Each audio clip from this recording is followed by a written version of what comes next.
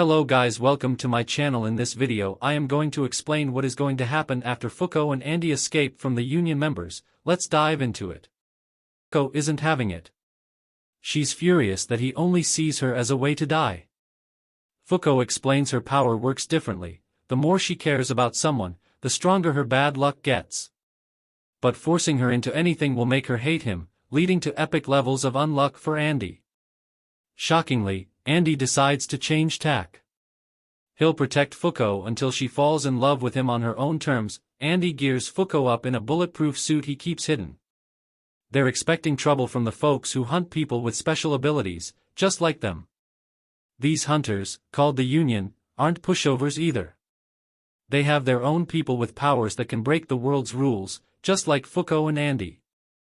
Andy reveals a dark secret. He was captured by the Union 50 years ago and tortured for a decade.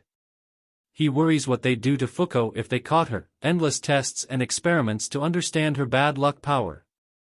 They might even cut her fingers off. Fuko shivers with fear. Knowing this, they hop on a motorcycle and take off. They ride for a while, Fuko unsure of their destination. Andy says it doesn't matter, they're just getting out of Dodge. He reiterates his plan, protect Fuko until she falls for him and triggers a massive dose of bad luck. Fuko scoffs, fall in love? Please.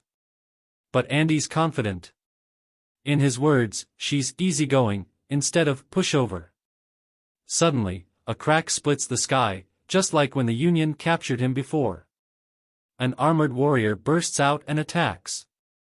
Andy and the motorcycle take the brunt of the blow. Fuko scrambles to his aid, but trips backward and collides with another armored figure. The first warrior orders her killed, as their mission is to capture the undead and eliminate the unlucky. But the second warrior hesitates, wanting to talk before they fight. Lost and running, Fuko has no idea where they're headed. Andy just wants to put distance between them and the bad guys. As Andy tries to fight back, he freezes mid-attack. It's not Shin's doing, he explains. Void punches Andy, who then regains movement. Fuko realizes both warriors can stop their enemies from moving, but in different ways. The massive void can paralyze bodies, while Shin seems to control minds. Andy figures it out quickly, impressing Shin.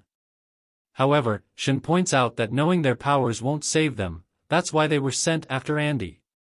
Just then, Void's punch allows Andy to move again, and they start trading blows.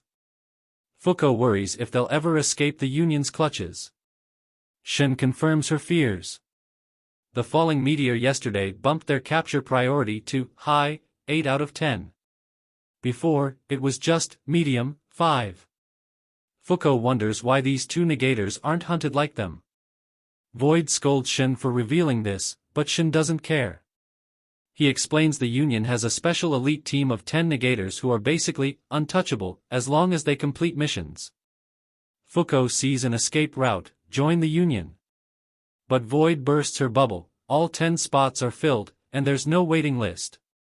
Just as Void lunges at the helpless Fuko, Andy regenerates and pulls her to safety. He declares they should become the hunters, not the hunted. All they need to do is defeat Void and Shin to create 2 openings. Andy promises to protect Fuko, no matter what. Flustered, Fuko touches his arm and quickly pulls away. Void and Shin notice the brief contact. They guess the bad luck won't be too strong since it was just a small touch. From a distance, Fuko yells a challenge. There will be a massive misfortune coming their way, but not because of love. Shin and Void argue over who gets to chase her, giving Andy the perfect opportunity to close the distance. Just then, a fuel truck explodes in a fiery blast, but Shin hides behind Void, leaving them both unharmed. Andy ducks into a building with Shin and Void hot on his tail. He needs to figure out their powers fast. He remembers how Void's fighting stance froze him. It must be some kind of unstoppable ability. But Shin's trick, stopping Fuko without any gestures, is a mystery. Andy decides to play it safe and hide until he cracks the code. Suddenly, Andy spots a room filled with dynamite, the timer ticking down to 0. The building's about to be demolished. Boom! The explosion rips through the building, but Void's heavy armor protects him. He fumes about Fuko, more like a walking disaster than a weapon. Their capture mission is turning into a bad luck lottery. He decides to take care of Fuko, but Andy comes first. Void spots Andy's arm sticking out from the rubble and snatches it. He calls Shen, bragging about catching his prey. But wait!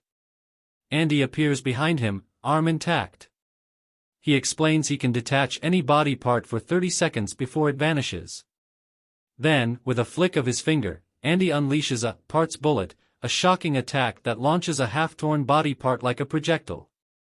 The fingertip smashes through Void's helmet visor and connects.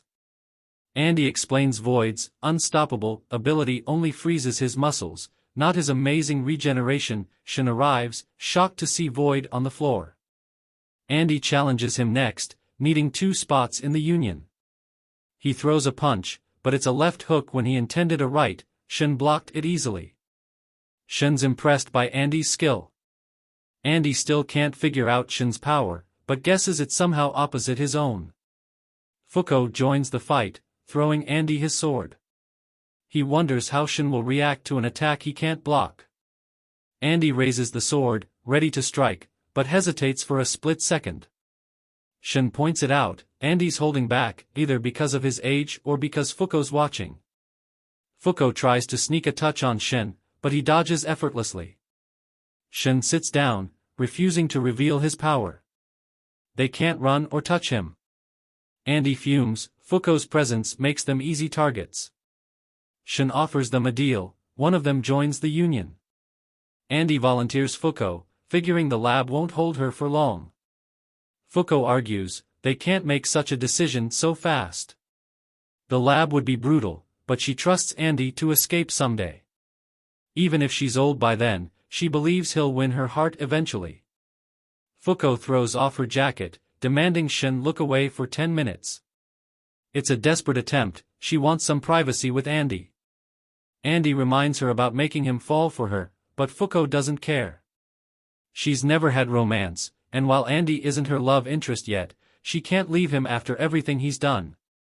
Shen laughs, separating them wouldn't be fun. He proposes a deal, kill another Union member investigating a giant monster at Lake Baikal in 3 days, and he'll vouch for them. They'll still be hunted, but this buys them time. Shen disappears. Fuko can't believe they're spared. Andy reveals their new travel plan, a long journey to Russia. Public transport is risky, so they'll head to Niigata, then take a yacht to Vladivostok, followed by a private jet to Irkutsk.